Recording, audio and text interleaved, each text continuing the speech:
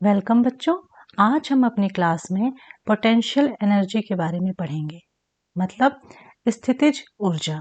इसके पहले वाले वीडियो में हमने काइनेटिक एनर्जी के बारे में पढ़ा था। ठीक है, तो स्टार्ट करते हैं। जैसा कि यहाँ पे आपके बुक में कुछ एक्टिविटीज दी गई हैं, जहाँ पर ये बताया गया है कि एक एक्टिविटी में कि अगर आप एक रबर बैंड को अपने हाथ में लें और उसके एक सिरे को आप पुल करें, खींचें, ठीक है, और दूसरे सिरे को आप पकड़े रहें तो क्या होगा, रबर बैंड फैलेगा, स्ट्रेच होगा। और फिर अगर आप एक सिरे को छोड़ दें, रिलीज कर दें, तो क्या होगा, रबर बैंड वापस अपनी ओरिजिनल पोजीशन पे आ जाएगा। ठीक है, ऐसा क्यों होता है? ऐसा इसलिए होता है कि जब हमने रबर बैंड को स्ट्रेच किया तो उसमें हमने एनर्जी ट्रांसफर की, तभी वो स्ट्रेच हुआ। ठीक है, अब दूसरी एक्टिविटी है 11.9। इसमें ये बताया जा रहा है कि यहाँ पे एक स्लिंकी ली गई है और स्लिंकी में एक सिरा आपके फ्रेंड ने पकड़ लिया है और एक जो सिरा है स्लिंकी का, उसे आपने पकड़ लिया है। अब आप जो है उस सिरे को पकड़ के दूर चले जा रहे हैं, अपने दोस्त से दूर जा रहे हैं, मूव अवे कर रहे हैं, तो आप क्या पाएंगे कि स्लिंकी जो वो स्ट्रेच हो रही है। ठीक है, अब जब वो स्ट्रेच हो रही है, इसका मतलब वो क्यों स्ट्रेच हो रही है? क्योंकि हम जो है उसमें एनर्जी ट्रांसफर कर रहे हैं। और अगर आप वो सिरा छोड़ दीजिए जो आप पकड़े हुए हैं, तो वो वापस से अपनी ओरिजिनल पोजीशन पे आ जाएगी। ठीक है, वैसे ही हम जो बच्चों के खिलौने वाली कार होती है उसके साथ भी होता है। उसमें क्या होता है कि जब हम चाबी भरते हैं, ठीक है, तो कार जमीन पे चलने लगती है। ऐसा क्यों होता है? क्योंकि जब हम चाबी भरते हैं तो जो उसमें स्प्रिंग होती है उसमें हम एनर्जी ट्रांसफर कर रहे हैं। ठीक है, और जब एनर्जी ट्रांसफर कर रहे हैं तो फिर उसकी वजह से वो कार में एनर्जी आती है। तो इस तरह से हम इन सभी सिचुएशंस में देख रहे हैं कि जो एनर्जी है, ठीक है, वो जो है उस ऑब्जेक्ट में स्टोर हो जा रही है जब उस ऑब्जेक्ट पे कोई काम हो रहा है। ठीक है, कार्य हो रहा है, वर्क हो रहा है। जैसे जब आपने रबर बैंड को स्ट्रेच किया तो रबर बैंड में हमने एनर्जी ट्रांसफर करी और वो एनर्जी जो है उसमें स्टोर हो गई। ठीक है, तो रबर बैंड को स्ट्रेच करना एक वर्क हो रहा है। यहाँ पे रबर बैंड अपनी ओरिजिनल पोजीशन से क्या हो रहा है, स्ट्रेच हो रहा है, फैल रहा है। ठीक है, तो यहाँ पे फोर्स भी लग रहा है, तो ये हो गया आपका वर्क। तो यहाँ पे ये जो एनर्जी स्टोर हो रही है ऑब्जेक्ट में, जब ऑब्जेक्ट पे कोई वर्क किया जा रहा है, इस एनर्जी को हम कहते हैं पोटेंशियल एनर्जी या स्थितिज ऊर्जा। ठीक है, और ये जो पोटेंशियल एनर्जी होती है, ठीक है, ये तब तक ये पोटेंशियल एनर्जी ही बनी रहेगी जब तक कि उस ऑब्जेक्ट में वेलोसिटी ना आ जाए या वो ऑब्जेक्ट मूव करना ना स्टार्ट करे। जब वो ऑब्जेक्ट मूव करना स्टार्ट करेगा तब ये पोटेंशियल एनर्जी काइनेटिक एनर्जी में कन्वर्ट हो जाएगी। ठीक है, तो यही चीज थी कि जब हमने रबर बैंड को फैलाया तो उसमें एनर्जी यानी ऊर्जा जो है वो ट्रांसफर हुई, स्थानांतरित हुई। ठीक है, और ये जो ऊर्जा थी यही क्या थी, पोटेंशियल एनर्जी कहलाएगी। ठीक है, स्थितिज ऊर्जा कहलाएगी। और जब हमने कार में चाबी भरी तो हमने उस कार के अंदर जो स्प्रिंग है उसमें हमने एनर्जी ट्रांसफर करी, जो कि उसमें स्टोर हो गई, किस रूप में, पोटेंशियल एनर्जी के रूप में। ठीक है, तो पोटेंशियल एनर्जी क्या होती है, ये बहुत इंपॉर्टेंट है, इसको आप अंडरलाइन कर लेंगे अपनी बुक में। पोटेंशियल एनर्जी वो एनर्जी होती है जो एक ऑब्जेक्ट के अंदर किसकी वजह से आती है, उसकी पोजीशन या फिर उसकी कॉन्फ़िगरेशन की वजह से आती है। उसकी पोजीशन मतलब वो किस स्थिति में है, ठीक है, और उसकी कॉन्फ़िगरेशन मतलब कि उसका क्या शेप, साइज या कुछ चेंज हो रहा है उसके स्ट्रक्चर में, उसकी वजह से जो एनर्जी उस ऑब्जेक्ट के अंदर स्टोर होगी वो पोटेंशियल एनर्जी कहलाएगी। ये आपको जो है अपनी बुक में अंडरलाइन कर लेना है। ठीक है, ये किसी वस्तु द्वारा इसकी स्थिति अथवा विन्यास में परिवर्तन के कारण प्राप्त ऊर्जा को स्थितिज ऊर्जा कहते हैं। ठीक है, तो हमें पोटेंशियल एनर्जी का कॉन्सेप्ट क्लियर हो गया। इससे पहले कल क्लास में हमने बताया था कि जो टोटल एनर्जी होती है जिसे हम कहते हैं मैकेनिकल एनर्जी, ठीक है, ये टोटल एनर्जी होती है, कुल एनर्जी। इसको जो है ME से भी दिखा सकते हैं। ये काइनेटिक एनर्जी और पोटेंशियल एनर्जी के बराबर होती है। काइनेटिक एनर्जी क्या होती है, वो ऊर्जा जब कोई भी वस्तु गति करती है तो उसमें जो ऊर्जा होती है वो काइनेटिक एनर्जी होती है। ठीक है, इन इंग्लिश, कोई भी ऑब्जेक्ट जब मोशन कर रहा है तो उसके चेंज इन वेलोसिटी या स्पीड की वजह से जो एनर्जी उसमें रहेगी वो काइनेटिक एनर्जी हो जाएगी। और अगर किसी ऑब्जेक्ट पे काम हो रहा है, कोई ऑब्जेक्ट पे वर्क हो रहा है, तो उसके अंदर जो एनर्जी स्टोर होगी वो पोटेंशियल एनर्जी की तरह से स्टोर होगी, जब तक कि वो ऑब्जेक्ट मूवमेंट करना ना शुरू कर दे। जब वो ऑब्जेक्ट में मोशन होगा, वेलोसिटी गेन करेगा, तो वो पोटेंशियल एनर्जी चेंज हो जाएगी, किसमें? काइनेटिक एनर्जी में परिवर्तित हो जाएगी। ठीक है, अब इस चीज को जो है यहाँ पर बताया गया है कि जो पोटेंशियल एनर्जी है किसी ऑब्जेक्ट की, वो एक हाइट पे जाने पे उसका क्या होता है, एक ऊंचाई पे। अब यहाँ पे देखिए जमीन है इस फिगर में, और यहाँ पे एक बॉक्स रखा गया है, ऑब्जेक्ट। अब ये जो ऑब्जेक्ट है, मान लेते हैं इसका भार m किलोग्राम है। ठीक है, m किलोग्राम इसका द्रव्यमान है, मास है, और इसको जो है हमने उठा करके कुछ ऊंचाई पे ऊपर रख दिया। अब यहाँ पे ये जमीन पे था, इसको हमने h ऊंचाई तक उठाया और यहाँ पे लाके इसको रख दिया। तो यहाँ पे हम क्या देखते हैं कि जब भी हम किसी वस्तु को, किसी ऑब्जेक्ट को अगर हम उठा करके किसी हाइट पे रखते हैं, किसी ऊंचाई तक उठाया और फिर उसको वहाँ पे रख दिया, ठीक है, तो उसकी ऊर्जा बढ़ जाती है, उसमें जो एनर्जी है वो बढ़ जाती है। क्यों बढ़ जाती है? क्योंकि यहाँ पे क्या हो रहा है? वर्क हो रहा है। वर्क हो रहा है कि नहीं हो रहा है? बिल्कुल हो रहा है, क्योंकि पहले ये ब्लॉक यहाँ पे पड़ा हुआ था। अब क्या किया है, इस ब्लॉक पे हमने फोर्स लगाई और उसको उठा के यहाँ से डिस्प्लेस कर दिया, यहाँ पे जगह चेंज कर दी, विस्थापन हुआ h हाइट का। ठीक है, इसकी तो यहाँ पे वर्क हुआ, और वर्क ऑब्जेक्ट पे हो रहा है, किसके खिलाफ हो रहा है? ग्रेविटी के खिलाफ हो रहा है। हमें ये पता है कि जो भी चीज़ हमारे अर्थ पे है वो ग्रेविटी, उस पर ग्रेविटेशनल फोर्स लगती है। हर चीज़ हमारी अर्थ पे ग्रेविटेशनल फोर्स की वजह से टिकी हुई है ज़मीन पे। तो जो ये वर्क डन हो रहा है ग्रेविटी के अगेंस्ट ऑब्जेक्ट को रेज करने में, ठीक है, यही जो है पोटेंशियल एनर्जी के फॉर्म में इस ऑब्जेक्ट में स्टोर हो जाएगा इस हाइट पे। ठीक है, और इस एनर्जी को कहते हैं ग्रेविटेशनल पोटेंशियल एनर्जी, गुरुत्वीय स्थितिज ऊर्जा। ठीक है, गुरुत्वीय स्थितिज ऊर्जा। तो जब जमीन से ऊपर किसी बिंदु पर हम जब वस्तु को जो है रखते हैं, तो उसमें जो है जो कार्य किया जा रहा है उस वस्तु पर गुरुत्वीय बल के विरुद्ध में, वही होती है गुरुत्वीय स्थितिज ऊर्जा। जिसको नहीं समझ में आया है मैं समझा दे रही हूँ फिर से।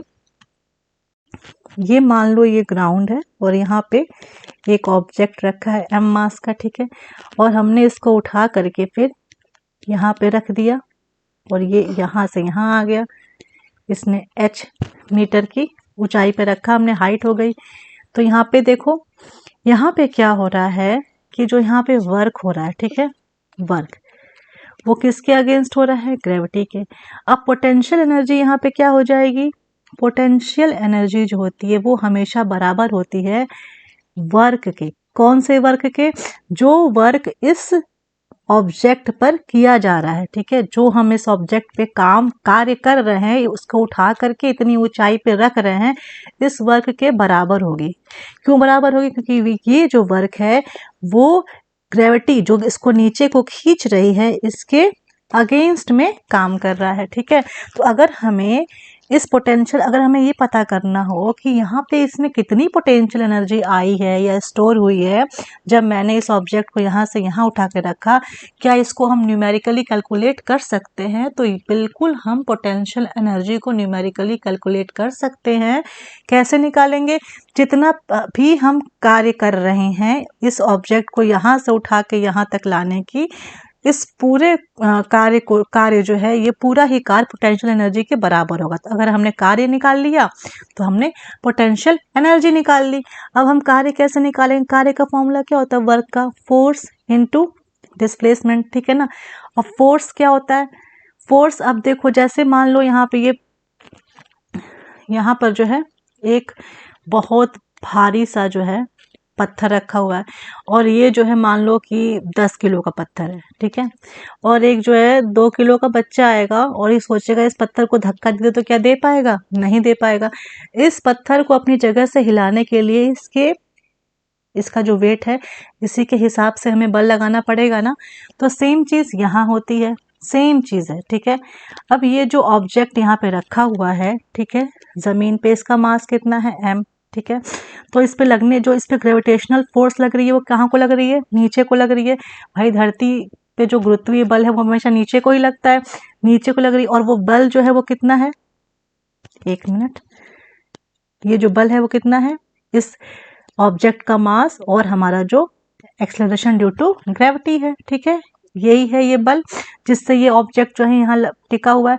अब अगर हमें इस ऑब्जेक्ट को यहाँ से उठा के ऊपर या कहीं भी ले जाना है तो हमें जो है इतना ही बल लगाना होगा। इससे कम बल लगाएंगे तो ये अपनी जगह से हिलेगा भी नहीं, टस से मस भी नहीं होगा।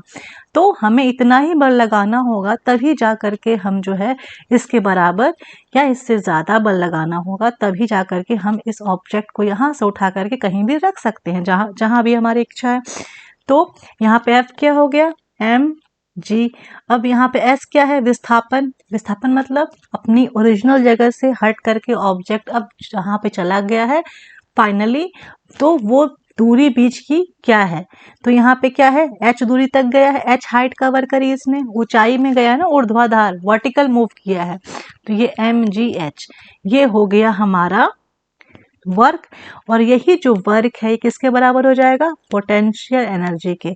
तो यही फॉर्मूला होता है पोटेंशियल एनर्जी का, ठीक है। क्या होता है, potential energy of an object is equal to mass into gravitation, acceleration due to gravity into height, ठीक है। यही होता है फॉर्मूला।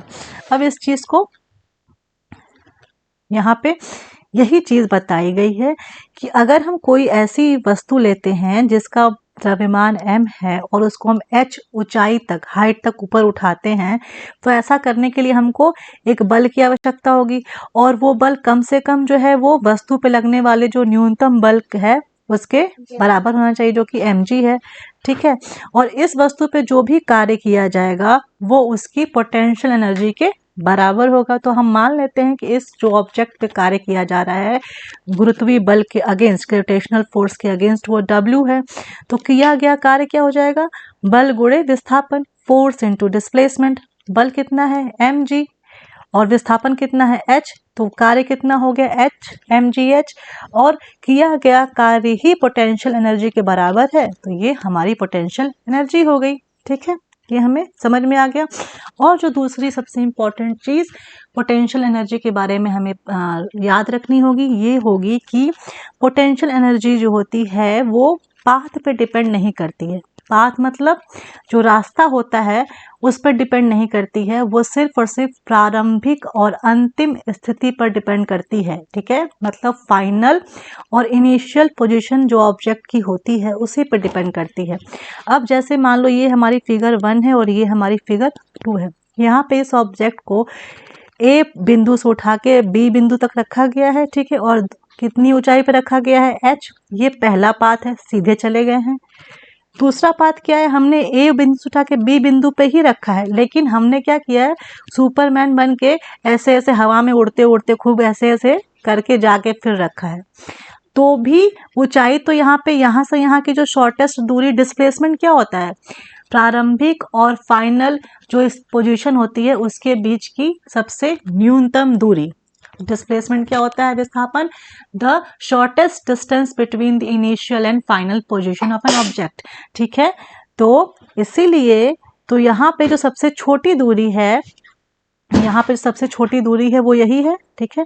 तो हम चाहे किसी भी रास्ते से इसको ले जाएं बी तक, है ना, ए से बी तक जाने में चाहे दुनिया भर घूम के भी आके बी तक पहुंचेगी, तो भी जो है हम ये डिस्प्लेसमेंट ही लेंगे, मिनिमम दूरी, ठीक है। तो इसीलिए रास्ते पे डिपेंड नहीं करता है, एनर्जी जो है डिपेंड नहीं करती है। एनर्जी किस पे डिपेंड करती है कि पहले कहाँ पे ऑब्जेक्ट था और अब कहाँ पे ऑब्जेक्ट है, ठीक है। समझ में आ गया। अब किस रास्ते से वहां पहुंचा है उससे उसे पोटेंशियल एनर्जी को कोई भी मतलब नहीं है, ठीक है। अब यहाँ पे एक एग्जाम्पल दिया गया है, Find the energy possessed by an object of mass 10 kg when it is at a height of 6 meter above the ground। एक वस्तु है, एक ऑब्जेक्ट है जिसका जो भार है वो कितना है, 10 केजी है, 10 केजी भारी है और ये धरती पर रखी हुई है। इसको धरती से जो है 6 मीटर ऊपर यहाँ पे लाके रखना है। एच यहाँ पे कितना दिया हुआ है, 6 मीटर। तो पोटेंशियल एनर्जी बतानी है। तो बहुत सिंपल सी चीज़ है ये तो। अब यहाँ पे दिया क्या हुआ है, यहाँ पे एम दिया हुआ है। एम कितना दिया हुआ है यहाँ पे, 10 केजी। और एच कितना दिया हुआ है यहाँ पर, 6 मीटर। और हमें क्या निकालना है, पोटेंशियल एनर्जी, जो हमें नहीं पता है। पहले से ही हमें दे रखा है कि हमें जी का मान 9.8 मीटर पर सेकेंड स्क्वायर लेना है। तो हमें पोटेंशियल एनर्जी का फॉर्मूला पता है, वो है mgh। m हो गया 10, g हो गया 9.8 और h हो गया 6। ठीक है, इसको जब हम सॉल्व करेंगे तो इसका आंसर आ रहा है 588 जूल। ठीक है, यही आ रहा है। ठीक, ये हो गया। अब हम यही सेम चीज़ जो है यहाँ पर एग्जाम्पल नंबर 11.6 में की गई है कि एक 12 केजी का मास का ऑब्जेक्ट है। ठीक है, और इसको धरती से एक निश्चित ऊंचाई पर रखा गया। मान लेते हैं ये हमारी अर्थ है। ठीक है, और यहाँ से जो है ये ऑब्जेक्ट को, एक ऑब्जेक्ट था, इसको उठा करके हमने यहाँ रख दिया है और इस ऑब्जेक्ट का वेट, मास जो है, सॉरी, एम जो है वो 12 केजी है। और यहाँ से उठा करके ए पॉइंट से बी बिंदु पर रखने में जो हमारी ऊर्जा खर्च हो रही, पोटेंशियल एनर्जी खर्च हो रही है, वो हो रही है 480 जूल की। तो पूछ रहा है कि बताओ कि कितनी ऊंचाई पे उसको रखा गया है। ठीक है, और यहाँ पे जी का मान हमें 10 मीटर पर सेकेंड स्क्वायर लेने को बोला गया। तो जाहिर सी बात है पोटेंशियल एनर्जी का फॉर्मूला क्या होता है, एम जी एच। ये हमें पहले से पता है 480 जूल। एम हमें 12 केजी पता है, जी हमें 10 मीटर पर सेकेंड स्क्वायर पता है, एच हमें निकालना है। आप इसको सॉल्व करेंगे तो आपका आंसर आएगा एच बराबर 4 मीटर। ठीक है, अब यहाँ पे आपका नेक्स्ट टॉपिक है कि क्या जो ऊर्जा के विभिन्न रूप होते हैं वो क्या आपस में चेंज हो सकते हैं, परिवर्तन उनमें हो सकता है। तो इसका आंसर है बड़ा वाला यस, है ना। हर एनर्जी का एक फॉर्म दूसरे फॉर्म में चेंज हो सकता है। ठीक है, काइनेटिक एनर्जी पोटेंशियल एनर्जी में चेंज हो सकती है, पोटेंशियल एनर्जी काइनेटिक एनर्जी में चेंज हो सकती है। ठीक है, लाइट एनर्जी हीट एनर्जी में चेंज हो सकती है। तो ऊर्जा का जो एक रूप है वो दूसरे रूप में चेंज हो सकता है। ये आपस में क्या है, इंटर कन्वर्टिबल है। ठीक है, परिवर्तनीय है। ठीक, समझ में आ रहा है। अब हम यहाँ पे आते हैं, एक सेकेंड, नेक्स्ट है law of conservation of energy. ठीक है, ऊर्जा संरक्षण का नियम। ये बहुत ज़्यादा इम्पोर्टेंट है, इसलिए क्योंकि यही बेसिक है, ये मेन है, ये बेसिक है। इसमें क्या है, जब भी एनर्जी जो है वो ट्रांसफॉर्म होती है, ठीक है, ट्रांसफॉर्म मतलब जब भी जो एनर्जी है वो एक सिस्टम से दूसरे सिस्टम, एक रूप से दूसरे रूप में ट्रांसफॉर्म होती है, तो क्या होता है इस केस में जो कुल ऊर्जा है वो बिल्कुल भी नहीं बदलती है। कुल ऊर्जा उतनी की उतनी ही रहेगी और इसी को हम कहते हैं ऊर्जा संरक्षण का नियम या फिर the law of conservation of energy. इस लॉ के मुताबिक अगर एनर्जी जो है एक फॉर्म से दूसरे फॉर्म में कन्वर्ट होती है, ठीक है, ऊर्जा जो है उसको हम बना नहीं सकते हैं, क्रिएट नहीं कर सकते और ना ही ऊर्जा को हम नष्ट कर सकते हैं। एनर्जी को हम डिस्ट्रॉय नहीं कर सकते, एनर्जी को हम क्रिएट नहीं कर सकते। बस क्या कर सकते हैं, एनर्जी को हम एक फॉर्म से दूसरे फॉर्म में ट्रांसफॉर्म कर सकते हैं, चेंज कर सकते हैं। ठीक है, और इस पूरी ट्रांसफॉर्मेशन के प्रोसेस में जो टोटल एनर्जी है वो जो पहले थी वही बाद में भी रहेगी। ठीक है, चेंज होने के बाद जो ऊर्जा रहेगी, टोटल ऊर्जा, वो चेंज होने के पहले जो कुल ऊर्जा थी उसके बराबर रहेगी, हमेशा सेम रहेगी। तो सिस्टम की जो कुल ऊर्जा है वो हमेशा कांस्टेंट रहेगी, सेम रहेगी। और ये जो लॉ है ये हर सिचुएशन में और हर तरह के ट्रांसफॉर्मेशन के लिए वैलिड है, वैध है। ठीक है, अब जैसे एक एग्जाम्पल के तौर पे यहाँ पे लिया गया है कि एक ऑब्जेक्ट, एक वस्तु ले ली गई है जिसका मास m है। मास मतलब द्रव्यमान, और ये जो है ऊपर से ऊंचाई से हमने इसे छोड़ दिया हाथ से। मैंने एक गेंद ली है मान लो, और गेंद को जो है मैंने ऊपर से h ऊंचाई से इसको नीचे छोड़ दिया गिरने के लिए। अब ये फ्री फॉल करे। फ्री फॉल मतलब जब वो गुरुत्वीय बल के अंडर में कोई वस्तु गिरती है तो उसे फ्री फॉल कहते हैं। हमने उसे फोर्स लगा के फेंका नहीं, बस हमने ऐसे छोड़ दिया है। ठीक है, तो स्टार्टिंग में क्या होगा, अब मान लो ये हमारा ग्राउंड है ना, और ये टावर पे खड़े हैं यहाँ ऊपर, और यहाँ से जो हमने एक बॉल को नीचे टुपका दिया, बस छोड़ दिया, ठीक है।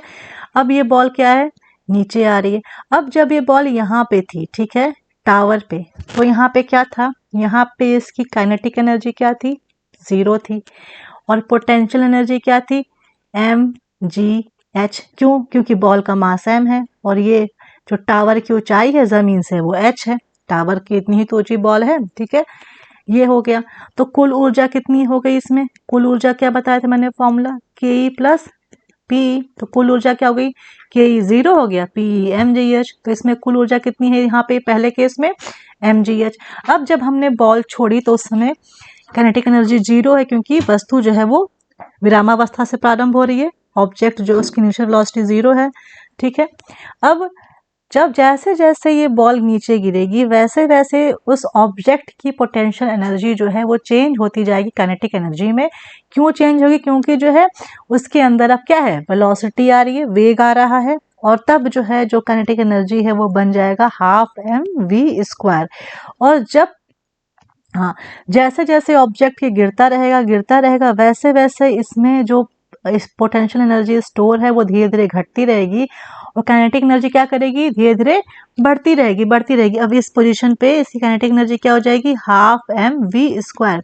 अब जब ये ग्राउंड को हिट करने वाली होगी, बॉल टच करने वाली होगी, उस समय जो है इसकी काइनेटिक एनर्जी सबसे हाईएस्ट होगी, और पोटेंशियल एनर्जी जो है वो 0 हो जाएगी। क्यों 0 हो जाएगी, क्योंकि ये ऊंचाई से अब क्या हो गई, नीचे आ गई, ठीक है। तो फाइनली जो है पोटेंशियल एनर्जी सबसे कम होगी और काइनेटिक एनर्जी सबसे ज्यादा होगी, ठीक है, क्योंकि अब जो है वो ग्राउंड पे आ गई है। तो इसलिए इस तरह से हम कह सकते हैं कि जो दोनों काइनेटिक एनर्जी और पोटेंशियल एनर्जी का जो जोड़ है वो हमेशा क्या रहेगा, हमेशा एक जैसा रहेगा, कांस्टेंट रहेगा, ठीक है। और इसी जो है इसी जो योग है इन दोनों का, काइनेटिक एनर्जी और पोटेंशियल एनर्जी का, इसके योग को हम कहते हैं मैकेनिकल एनर्जी या टोटल मैकेनिकल एनर्जी, ठीक है, कुल यांत्रिक ऊर्जा। अब हम यहाँ पे देखते हैं कि जब एक ऑब्जेक्ट फ्री फॉल करता है, ठीक है, तो उसकी पोटेंशियल एनर्जी में क्या होता है, डिक्रीज होता है, घटती है, ठीक है। किसी भी जगह पे आप अगर कैलकुलेट करेंगे तो आपको ये घटती दिखेगी, और काइनेटिक एनर्जी क्या दिखेगी, बढ़ती हुई दिखेगी, ठीक है। और यहाँ पे इसीलिए जो है जो ग्रेविटेशनल पोटेंशियल एनर्जी है वो क्यों ऐसा हो रहा है, क्योंकि ये ट्रांसफॉर्म हो रही है काइनेटिक एनर्जी में। ये जो पोटेंशियल एनर्जी है ये लगातार जो है इसमें चेंज हो रही है, काइनेटिक एनर्जी में चेंज होते चली जा रही है, ठीक है। अब हमारा जो नेक्स्ट टॉपिक है इसमें ये है रेट ऑफ डूइंग वर्क, ठीक है। ये रेट ऑफ डूइंग वर्क ये बहुत इंपॉर्टेंट है। जैसा कि हमें पता है कि जो भी अगर कोई स्ट्रांग आदमी है तो जाहिर सी बात है कि वो किसी भी वर्क को करने में जो है सबसे कम समय लेगा, और अगर कोई बहुत पावरफुल व्हीकल है, शक्तिशाली वाहन है, तो वो भी जो है बहुत कम समय लेगी यात्रा पूरा करने में। अक्सर हम मोटरसाइकिल और मोटर कार की बात करते हैं, इनके अंदर की पावर की बात करते हैं, तो इस आधार से हम ये कह सकते हैं कि पावर, पावर मतलब क्या होता है, पावर को हिंदी में कहते हैं शक्ति, ठीक है, शक्ति। तो शक्ति क्या है, रेट ऑफ डूइंग वर्क, है ना, कि कौन कितन जो कार्य है वो कितनी तेज हो रहा है या कितने धीरे हो रहा है, इसको जो हम मेजर करते हैं यही क्या होती है, पावर होती है। मतलब एक सिंपल से वर्ड में रफ्तार, किस रफ्तार से कार्य हो रहा है, किस रफ्तार से काम हो रहा है, वो क्या है, पावर है। अगर कार्य तेज हो रहा है तो उसमें ज्यादा पावर होगी, कार्य स्लो हो रहा है तो पावर कम हो जाएगी, ठीक है। तो पावर क्या होती है, रेट ऑफ डूइंग वर्क और the rate of transfer of energy. तो अगर आपको पावर को डिफाइन करना हो तो ये फॉर्मूला है कि किए गए कार्य की गति को मापती है, अर्थात कार्य कितनी शीघ्रता से या देर से किया जा रहा है, ठीक है। तो अगर हमें शक्ति को परिभाषित करना है पावर को, तो कार्य करने की दर या ऊर्जा रूपांतरण की दर को शक्ति कहते हैं। अब कार्य को जो है हम पावर को हम दिखाते हैं कैपिटल पी से, ठीक है। और इसका फॉर्मूला होता है, क्योंकि हम जब हम दर नापते हैं तो हमेशा टाइम से डिवाइड करते हैं ना, क्योंकि टाइम के रेस्पेक्ट में हम दर नाप रहे हैं। Power P is equal to work W upon time T। ये हो गया हमारा पावर का फॉर्मूला। इसको हिंदी में हम लिख सकते हैं कार्य और समय, ठीक है। ये है शक्ति। अब इसकी यूनिट क्या होती है, एसआई यूनिट। तो कार्य की एसआई यूनिट क्या होती है, जूल। समय को किस में मापते हैं हम, सेकंड में। तो पावर की क्या हो गई, जूल पर सेकंड। या फिर इसको हम कह सकते हैं वॉट, जो कि जेम्स वॉट के नाम पे रखा गया है। जेम्स वॉट का जो टाइटल था उसके नाम पे ये वॉट रखा गया है, इनको ऑनर करने के लिए, ठीक है। तो जो पावर होती है, शक्ति, उसकी जो एसआई यूनिट होती है उसको हम नापते हैं, किस में नापते हैं, वॉट में नापते हैं। और एक वॉट कितने के बराबर होता है, एक वॉट होता है 1 जूल पर सेकेंड के बराबर। मतलब अगर हमें 1 वॉट पावर को डिफाइन करना हो तो 1 सेकेंड में जो 1 जूल कार्य किया जाएगा वही हमारा 1 वॉट पावर होगा, ठीक है।